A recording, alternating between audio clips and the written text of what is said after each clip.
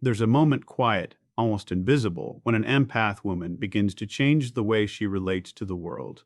It doesn't happen overnight, and it rarely comes from a place of anger. It comes from exhaustion, from pattern recognition, from the slow realization that being endlessly available emotionally has a cost, and eventually that cost becomes too high.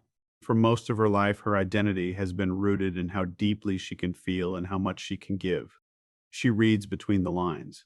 She notices the shift in tone, the hesitation in someone's voice, the unspoken tension in a room. And because she can feel it, she believes almost instinctively that it's her responsibility to respond to it, to soothe it, to fix it. That's where the trap begins. Because over time, this constant outward focus creates an imbalance. She becomes hyper aware of others but disconnected from herself. Her emotional energy is always flowing outward, rarely inward. And the people around her, whether intentionally or not, begin to rely on that. They expect her patience. They depend on her understanding. They assume her forgiveness is permanent, but awareness changes everything. At some point, she starts to notice a pattern. She sees that the same people who receive her empathy don't necessarily return it, that her kindness is often met with convenience, not respect, that her willingness to understand others is rarely matched by others trying to understand her. And once she sees that clearly, once she truly understands it, something shifts. This is where emotional sovereignty begins. It's important to understand she doesn't become cold. That's the misconception. People think when an empath stops caring, they've hardened. But what's actually happening is far more precise. She's becoming selective. She's learning the difference between compassion and self abandonment. And that distinction is everything. Before, she would stay in conversations that drain her because she didn't want to hurt someone's feelings. Now, she recognizes that constantly sacrificing her own well being to preserve someone else's comfort is not kindness. It's a lack of boundaries. And boundaries are not barriers, they are clarity. So she begins to choose. She chooses when to engage and when to step back. She chooses which relationships deserve depth and which ones remain surface level. She stops offering explanations to people who have shown no capacity to understand. And most importantly, she stops volunteering her emotional energy to situations where it is neither valued nor reciprocated. This is not a reaction, it's a recalibration. There's a psychological shift that happens here that most people don't recognize. When someone has been consistently available, their absence creates a vacuum. The people around her begin to feel it immediately. The same empathy that was once taken for granted is now missing, and suddenly they're aware of how much they depended on it. But she doesn't respond the way she used to because now her internal reference point has changed. She's no longer measuring her worth by how much she can give. She's measuring it by how well she can maintain alignment with herself. That's a completely different framework. And once that framework is in place, it's very difficult to go back. Philosophically, this is the transition from external validation to internal authority. She's no longer asking, how can I be what they need? She's asking, is this aligned with who I am? That question alone filters out a significant portion of what used to occupy her time and energy. And here's where it becomes powerful. Because when an empath woman operates from emotional sovereignty, her presence changes. It becomes grounded, intentional. There's no urgency to prove herself, no need to chase connection, no compulsion to fix what isn't hers to fix. She still feels deeply, but now that depth is directed with precision, not obligation. People often misinterpret this stage. They call it distance. They call it indifference. But it's neither. It's discipline. It's the result of someone who has studied their own patterns and decided to break them. And breaking that pattern requires something most people avoid: discomfort. It means disappointing people who were used to her constant availability. It means stepping back from dynamics that once defined her identity. It means tolerating the silence that follows when she no longer fills every emotional gap in a relationship. But that silence is necessary because it creates space. And in that space, she reconnects with herself. That's the part most people overlook. This isn't just about withdrawing from others, it's about returning to self. She begins to notice what she actually feels separate from everyone else, what she actually wants, what she actually needs. And those answers are often very different from the roles she's been playing for years. So when she stops carrying in the way, she used to, it's not a loss. It's a refinement. It's the evolution of empathy from something reactive into something intentional. She hasn't lost her ability to care. She's just stopped giving it away indiscriminately. And once that shift is made, it doesn't reverse because she has seen the difference between being needed and being respected, between being available and being valued. And once you understand that difference at a deep level, you don't negotiate with it anymore. You honor it. And that's the moment everything changes.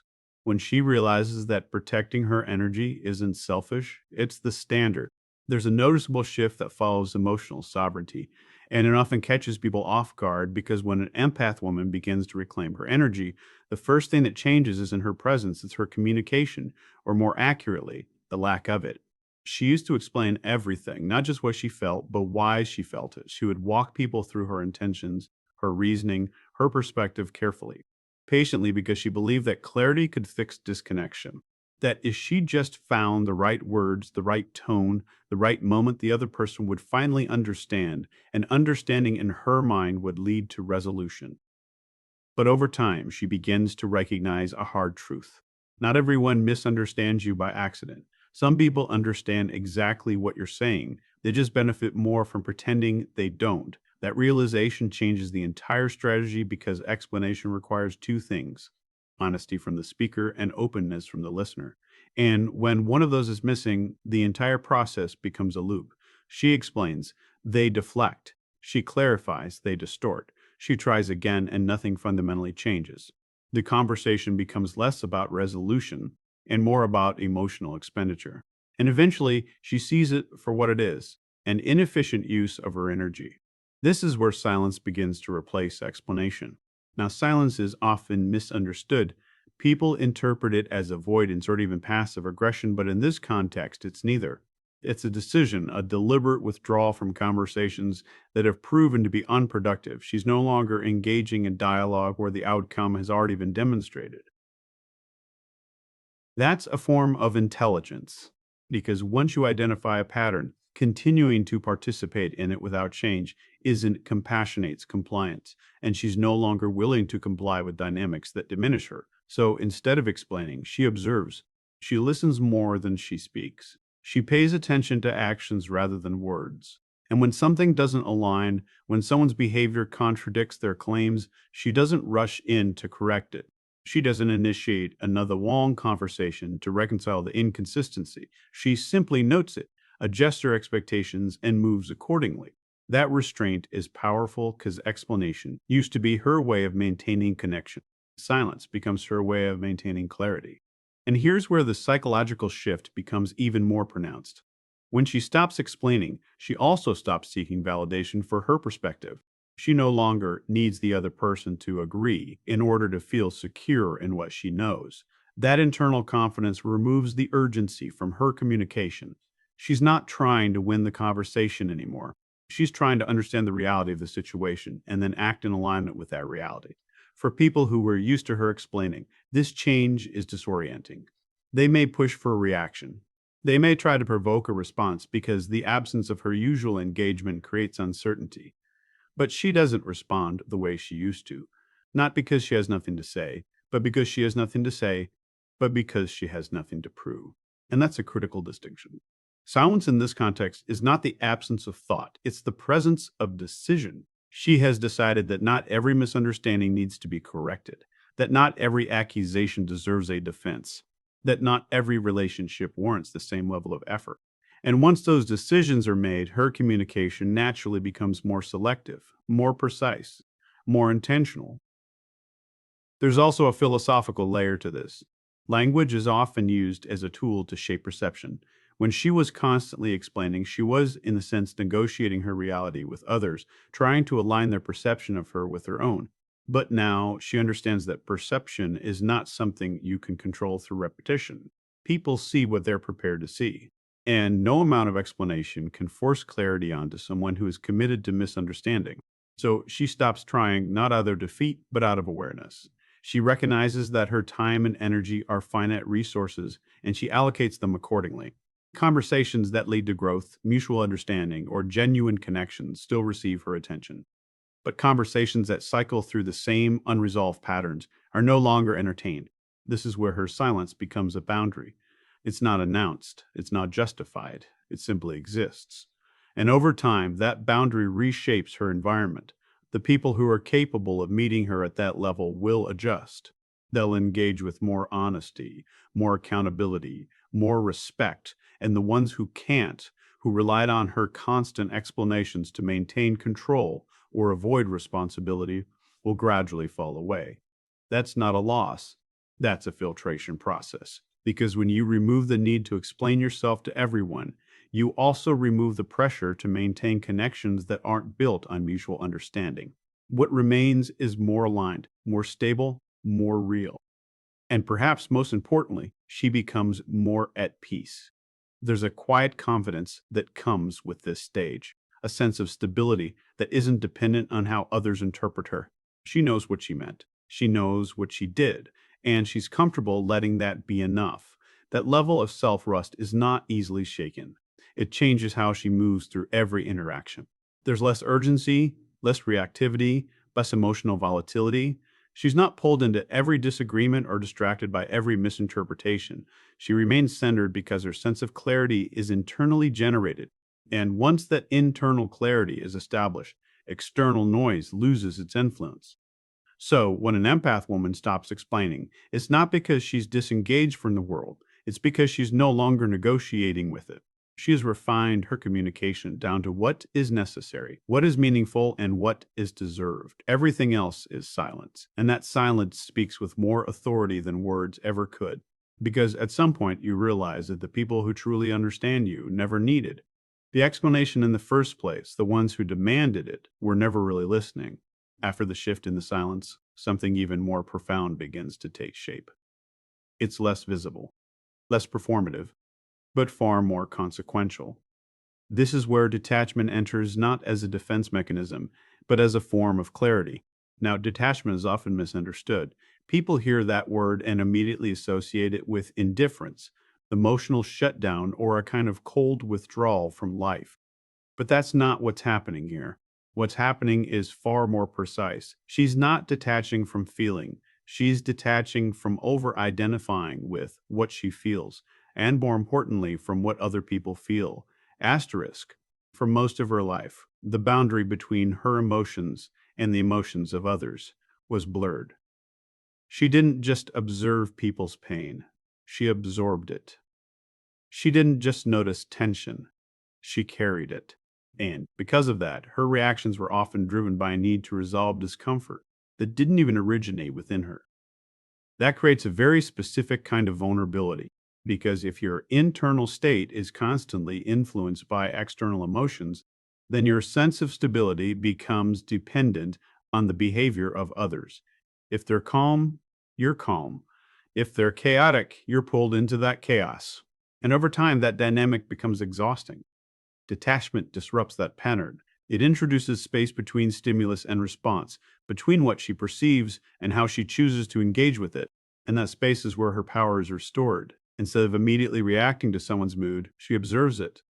Instead of internalizing someone's frustration, she evaluates it. She begins to ask a different set of questions. Is this mine to carry? Is this something I can influence? Is this even aligned with my responsibility? And more often than not, the answer is no. That no is important because it allows her to remain present without becoming entangled. She can still care. She can still understand, but she no longer feels compelled to merge with what she's experiencing. There's a separation now, a healthy, intentional separation. Psychologically, this is the difference between empathy and enmeshment. Empathy allows you to recognize and understand another person's emotional state. Enmeshment causes you to lose yourself within it. And for a long time, she operated in that second mode without realizing it. Detachment brings her back to the first. And once that distinction becomes clear, her perception sharpens. She starts to see people as they are, not as she hoped they would be. That's a critical turning point because hope, when it's not grounded in evidence, can distort judgment. It can keep you invested in potential rather than reality. It can make you overlook patterns that are consistently showing you the truth. But detachment removes that distortion. It doesn't eliminate compassion, it refines it. She can still recognize someone's struggle. But she no longer uses that struggle as a justification for behavior that negatively impacts her. She no longer confuses understanding someone with excusing them. That's where her strength becomes undeniable, because now her decisions are based on observation, not projection. She's not filling in the gaps with assumptions about who someone could be. She's responding to who they've consistently shown themselves to be. And that changes everything. There's also a temporal element to this shift. Before, she was often focused on the past, on what someone had been through, or the future on what they might become. Now her focus is anchored in the present. What is this person doing right now? How are they showing up consistently? That present focused awareness removes ambiguity, and without ambiguity, decision making becomes simpler. This is where detachment evolves into discernment. She becomes highly selective, not just in who she allows into her life, but in how deeply she allows them in. Not everyone gets access to the same level of her attention, her vulnerability, or her energy. And that's not a judgment of others. It's a recognition of value, because depth is not something you give away indiscriminately. It's something you invest where it's respected. And once she understands that, she stops negotiating her standards. Now, from the outside, this can look like distance. People who are used to having unrestricted access to her emotional world may interpret this as withdrawal. They may even accuse her of changing, as if consistency and self-sacrifice was the standard she was supposed to maintain. But she doesn't internalize that anymore, because she recognizes a fundamental truth. Growth often looks like rejection to those who benefited from your lack of boundaries. So she remains steady. She doesn't over-explain her detachment, just like she doesn't over-explain her silence. She simply lives in alignment with what she now understands, and that alignment creates a kind of internal stability that doesn't fluctuate based on external reactions. That stability is what makes her presence different.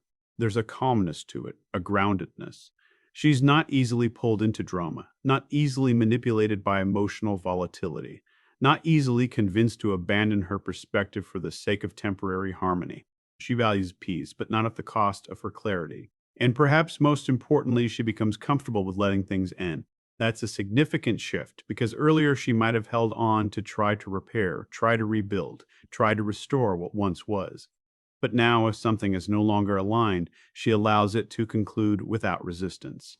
Not because it doesn't matter, but because she understands that not everything is meant to continue.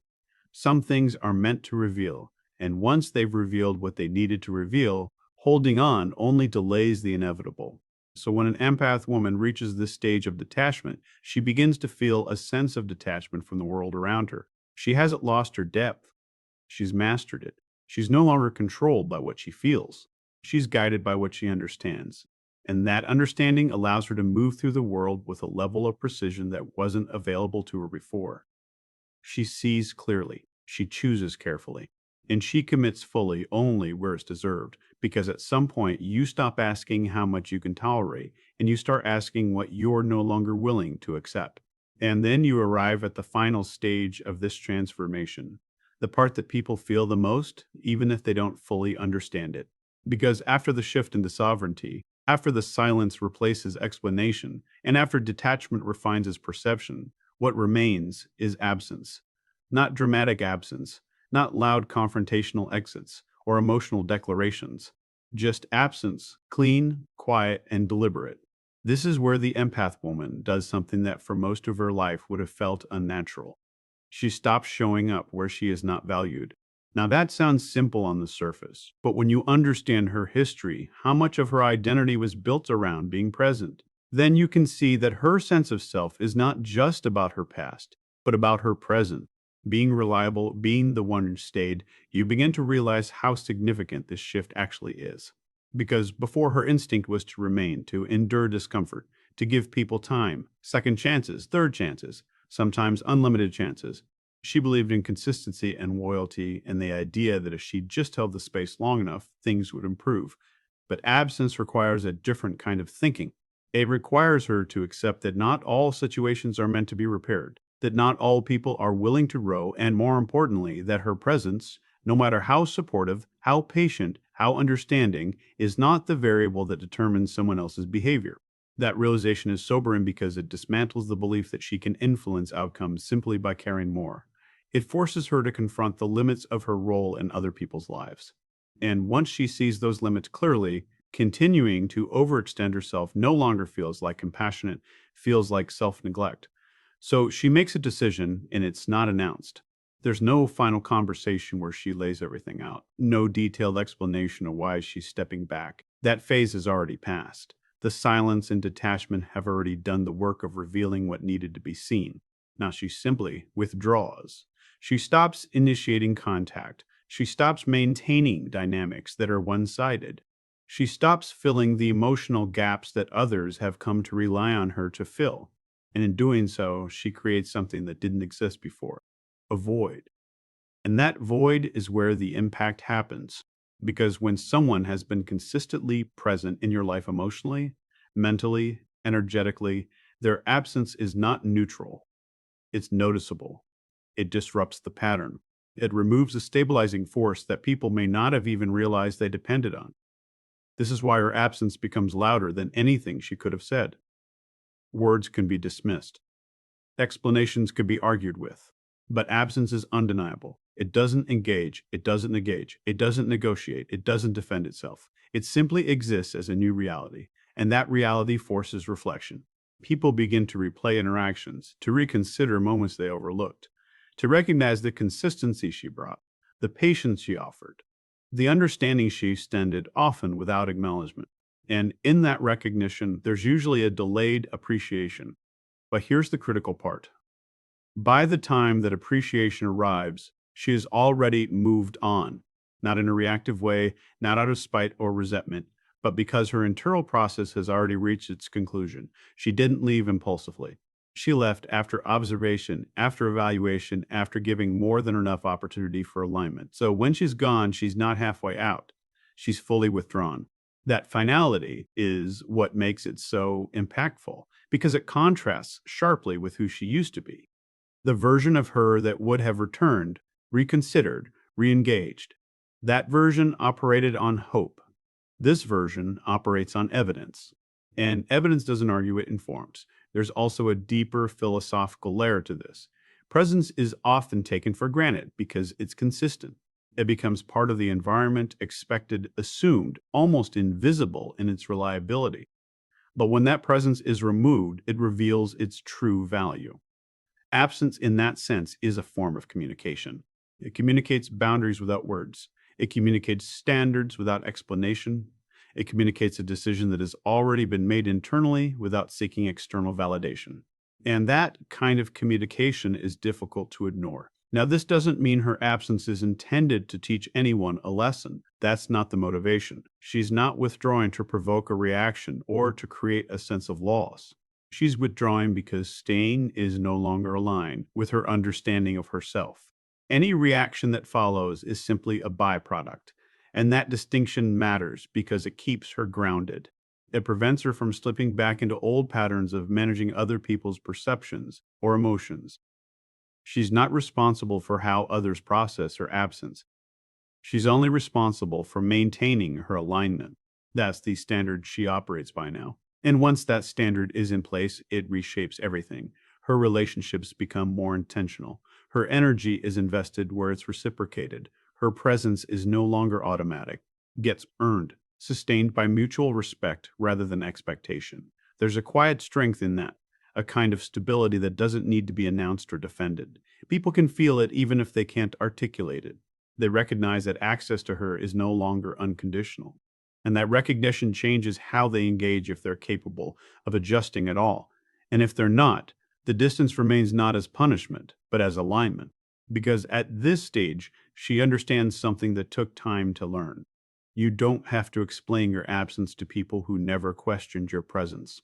And once you understand that, you stop trying to make your exits comfortable for those who made your staying difficult. You simply leave and let the silence carry through.